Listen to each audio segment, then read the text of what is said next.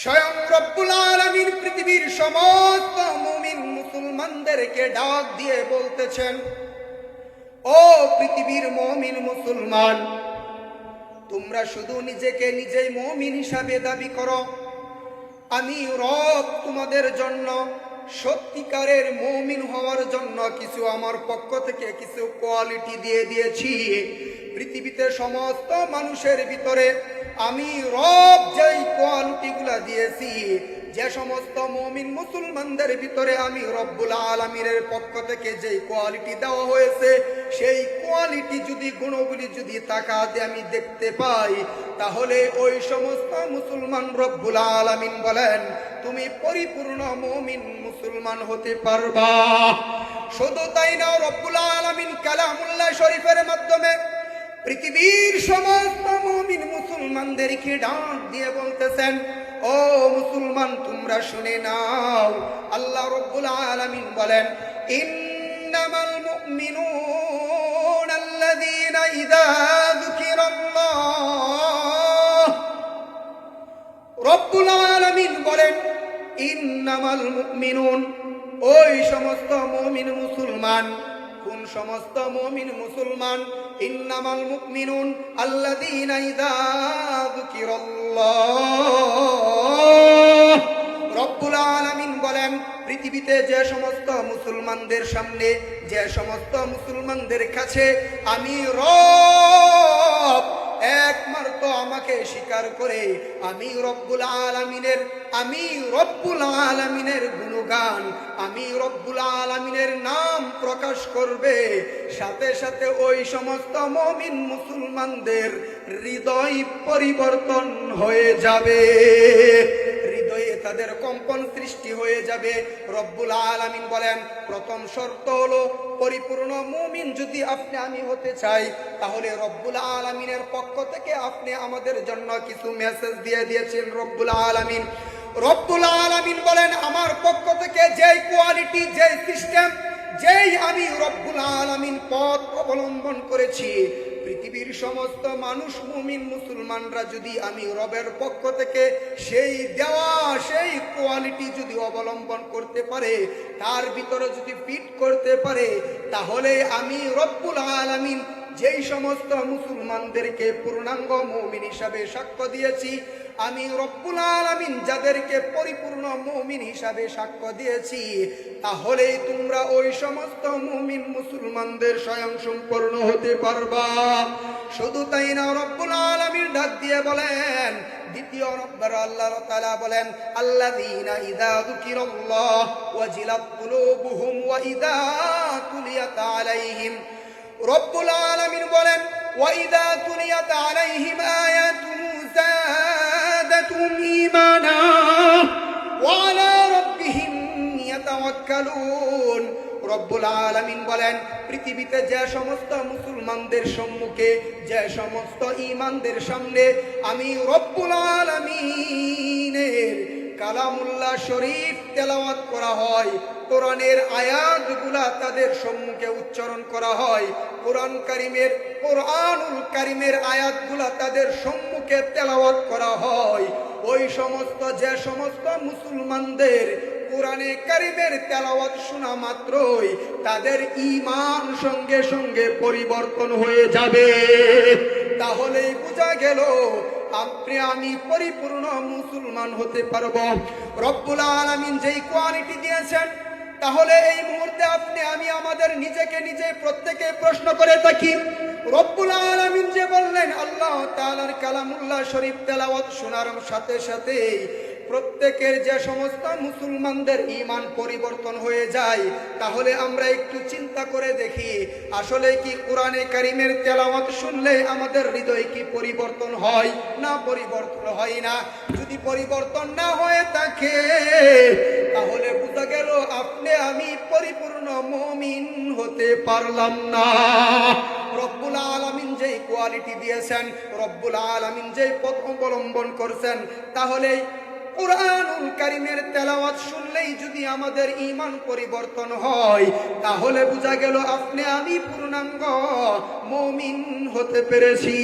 এখন কথা বলেন, যদি পূর্ণাঙ্গ মুমিন যারা রয়েছে কোরআনুল কারীমের তেলাওয়াত শুনলেই যদি ঈমান পরিবর্তন হয়ে যায়, তাহলে যে সমস্ত মানুষ নিজের জবান দ্বারা, নিজের মুখ দ্বারা, নিজ স্বয়ং তার শরীরের দ্বারা, নিজের জবান দ্বারা কোরআনের কারীম তেলাওয়াত করবে, তাহলে তার ঈমানটা কতটুক পূর্ণাঙ্গ হবে, বুঝছেন না?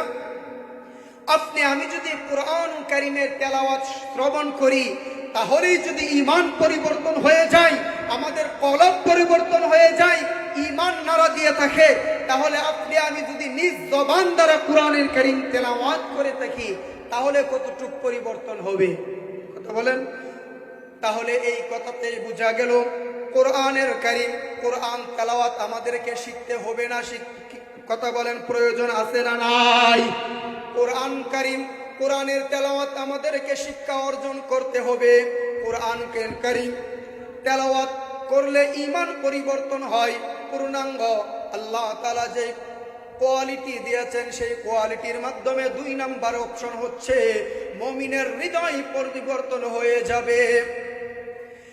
আল্লাহ তাআলা পৃথিবীর সমস্ত মুসলমানদেরকে, ঈমানদারকে ডাক দিয়ে বলতেছেন, ও পৃথিবীর সমস্ত মানুষ, তোমরা শুনে রাখো, একজন মানুষ পূর্ণাঙ্গ মুমিন হতে হলে 3 নাম্বার অপশন হচ্ছে ওয়া আলা রাব্বিহিম ইয়াতাওয়াক্কালুন। কথা বলেন, আল্লাহ তাআলা কি বলছেন? ওয়া আলা রাব্বিহিম ইয়াতাওয়াক্কালুন। যে সমস্ত মুসলমান ঈমানদার সর্বহালতে আমি রবকে স্বীকার করে, আমি রব্বুল আলামিনের উপর তার আস্থা ভরসা পূর্ণাঙ্গভাবে তাওয়াক্কুল করবে, ওই সমস্ত মুমিন মুসলমান আমি রব্বুল আলামিনের পক্ষ থেকে 3 নম্বর অপশন তার ভিতরে পাওয়া যাবে। কথা বলেন, আপনি আমাকে কে বানিয়েছেন? কথা বলেন, আপনি আমাকে কে বানিয়েছেন? আপনি আমার মৃত্যু, আপনি আমাকে কে মৃত্যু দিবেন? আমাদেরকে লালন করেন কে? আমাদেরকে পালন করেন কে? আমাদেরকে সর্বহালতে ভালো মন্দ বুঝার তৌফিক কে দান করেন? তাহলে বলেন, আমাদের তাওয়াক্কুল কি আল্লাহ তাআলা বাদ দিয়ে অন্য কারো মাধ্যমে যেতে হবে? কথা বলেন, কোন মুসলমান কোন সময়ে গায়রুল্লাহর উপর তাওয়াক্কুল করতে পারবে না। মুমিন মুসলমান দেব দেবীর উপর তাওয়াক্কুল করতে পারবে না। কোন মুসলমান এই কথা বলতে পারবে না, আজকে যদি আমার চাকরি না থাকতো তাহলে আমি অভাবেই মরেই যাইতাম। যদি আজকে আমার গাভীটা 5 থেকে 7 কেজি যদি দুধ না দিত, তাহলে আমার সংসারটা ভালোভাবে চলতো না।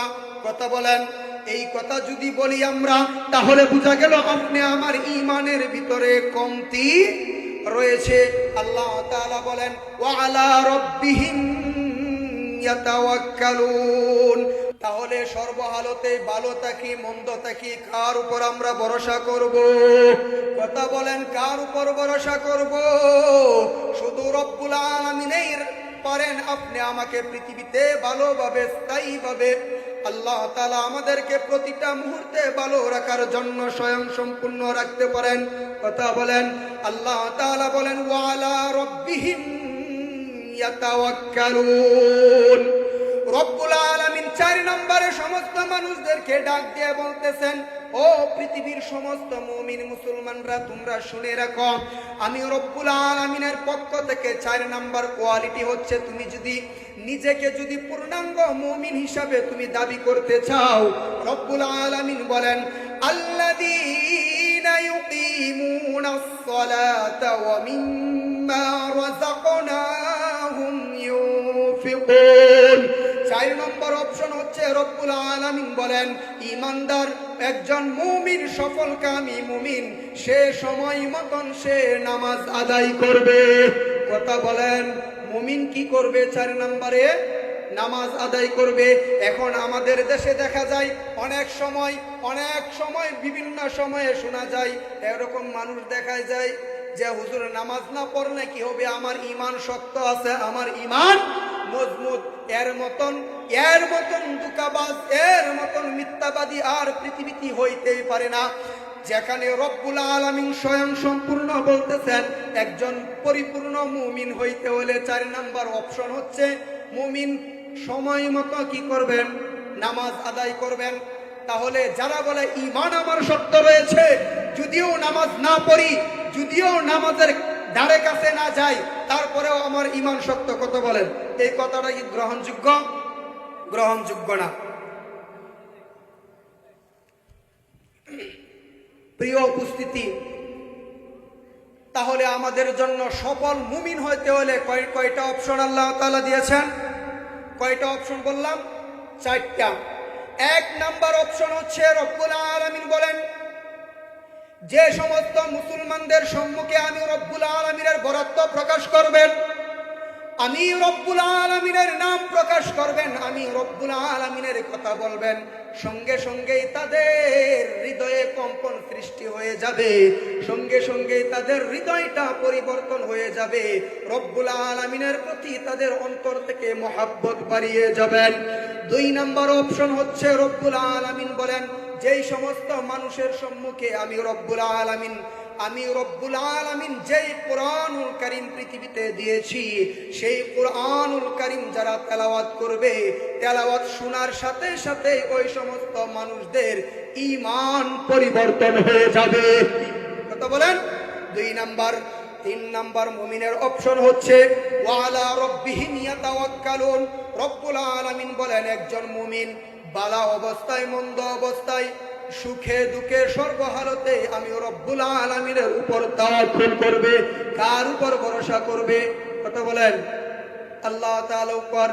তাহলে মুমিন মুসলমান রব্বুল আলামিন কালামুল্লাহ শরীফের তেলাওয়াত শুনলেই যদি আমাদের হৃদয় পরিবর্তন হয়ে যায়, তাহলে নিজ জবান দ্বারা যদি আপনি আমি তেলাওয়াত করি, তাহলে আমাদের হৃদয়টা কতটুকু পরিবর্তন হবে।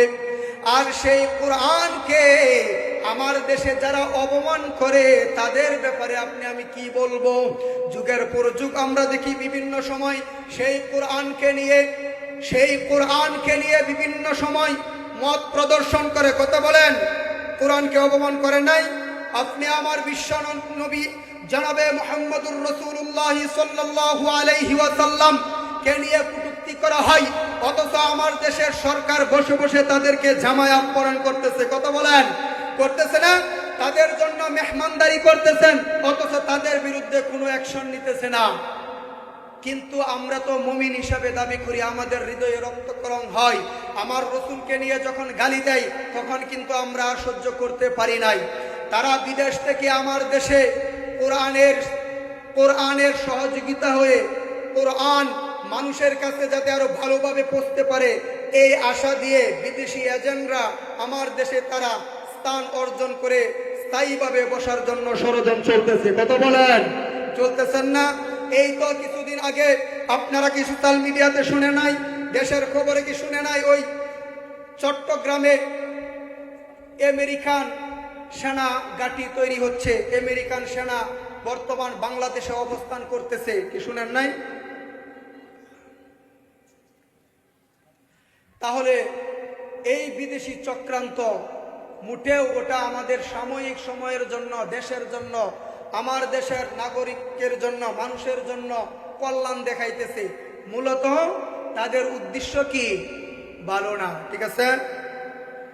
তাহলে এই কোরআনের জন্য, এই কোরআনকে হেফাজত করার জন্য যখনই উলামায়ে কেরাম ডাক দিবেন, উলামায়ে কেরামের ডাকে সাড়া দিতে রাজি আছেন না নাই? কথা বলেন? সময় হলে, একটা সময় ছিল ইসলাম এমনই শুধু পানি ডাললেই চলতো, এখন আর পানি ডাললেই চলবে না। ইসলামের প্রতিটা ক্ষেত্রে ক্ষেত্রে এখন আমাদের রক্ত দিতে হবে। কথা বলেন? এখন আমাদেরকে রক্ত দিতে হবে, প্রয়োজনে মার খাইতেও হবে। ইকাতিলুনা ফি সাবিলিল্লাহি ফায়াকতুলুনা ওয়া ইউকতালুন। আল্লাহ তাআলা বলেন, সময় হলে তোমরা মার খাইবা, আর প্রয়োজন হলে অস্ত্র হাতে নিয়ে তোমরা মার দিবা। তারপরেও ইসলামকে হেফাজত করতে হবে, কোরআনকে হেফাজত করতে হবে, আল্লাহর রাসূলের মর্যাদাকে আমাদের জন্য হেফাজত করতে হবে। কথা বলেন? আল্লাহ তাআলা আমাদেরকে সেই কোরআনের মর্যাদা এবং সেই কোরআনের আলু খেয়ে আমরা যেন হেফাজত করতে পারি। আর যে 4টা গুণ বললাম মুমিন হওয়ার জন্য, সেই গুণ আপনি আমার ভিতরে আমরা যেন পূর্ণাঙ্গভাবে ফিট করতে পারি। আল্লাহ তাআলা আমাদের সকলকে তৌফিক দান করেন। সকলে বলেন আমিন। ওয়া আখিরু দাওয়ানা আলহামদুলিল্লাহ।